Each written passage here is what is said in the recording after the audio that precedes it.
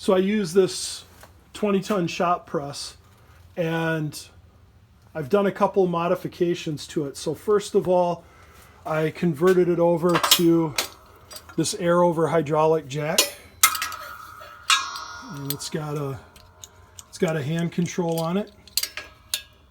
And then I built a brake for it. So I've got a finger style brake here. So I've got a few different size fingers.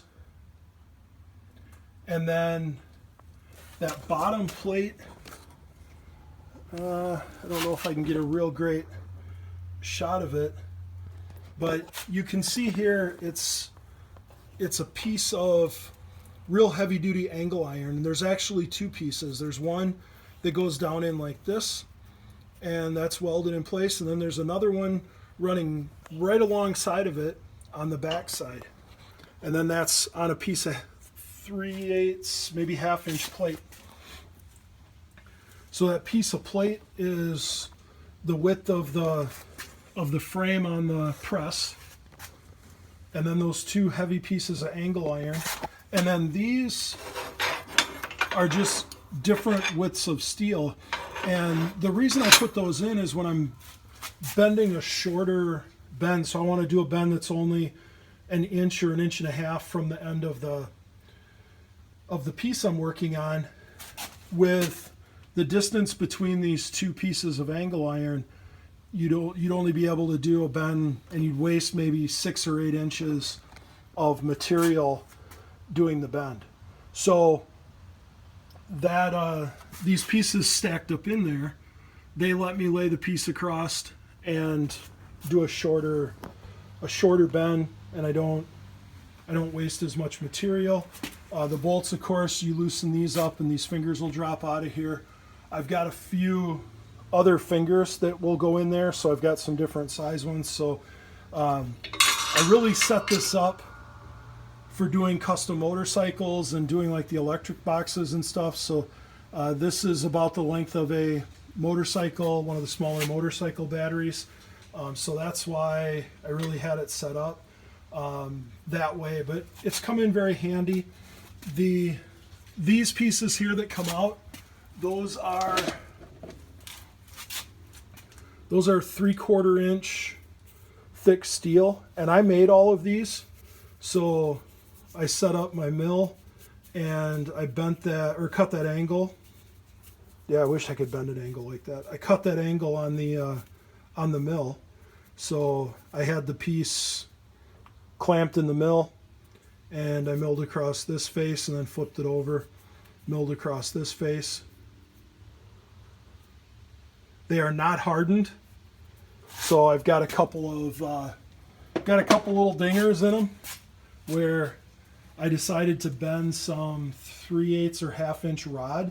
It did it no problem power-wise, but because those fingers aren't hardened, I ran into a little problem there. So when I did this, I had my angle scribed across. Now you'll notice here, when I first did this, I scribed the angle.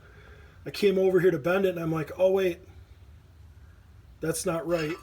So then I had to flip it over, and you don't see it there, but I scribed it on the back side. So then this piece went in flat like that, and I just brought the plate down really slow and made sure that I was right straight across that line with the finger, the edge on it, and then that let me bend that angle in. And then the other two bends are straight, and then I came back and did that same angle bend over here on the other side. So this has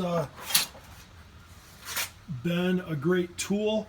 The really nice thing about it is most of it was scrap. So I have two big bolts here that are welded on, and I think these are 1 inch.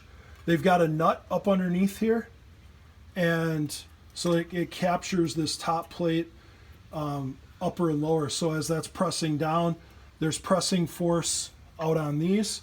And then I bought this heavy duty lock here, and that's got a thumb screw in the back, although with these bolted in place you really don't need it. So that just positions that, you know, sometimes these move around a bit, so that drops down in there.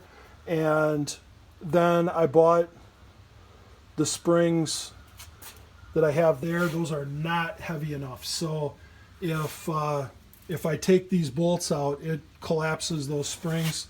So then I have the springs up here on top as well. So I really need to find a little bit heavier springs. The problem is that, you know, you want to get the compression as you're compressing down with a heavier spring.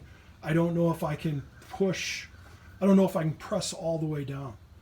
But those two big bolts, that ring, these bolts here, and the two springs, those were brand new. Everything else was scrap, and it was all drops. So at the steel supplier that I use, they've got some bins out behind their building, and they've allowed me to go out there and I can pick through the bins. And so over a couple of months, I just kept looking out there, kind of figuring what I needed for parts and pieces, and I was able to pick everything out of those scrap bins. So I think total I've got about $40 in this, maybe $50, and a good chunk of that, or I'm sorry, not a good chunk, half of it, maybe $30 is the steel, and then the other maybe 10, 15, 20 is the fasteners that I bought. But works really great. Plug it in here. I'm getting off topic on my hot rod. See if I can get this plugged in. I can't put the camera in the tripod because I'm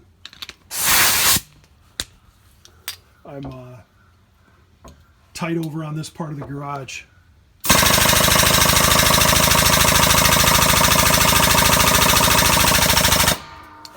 So that's down tight. The way it is set up and the way I have these fingers cut, I did not cut them at a 90.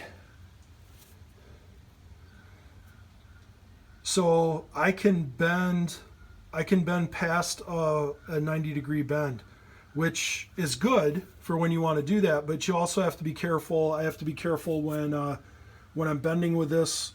If I do want a 90, I got to really pay attention and make sure that I ease up on it, because with the power it has, it's really easy to push something past a 90. There is a place out there that sells a setup like this. I think you can buy it in a kit form, and that is Swag Off-Road.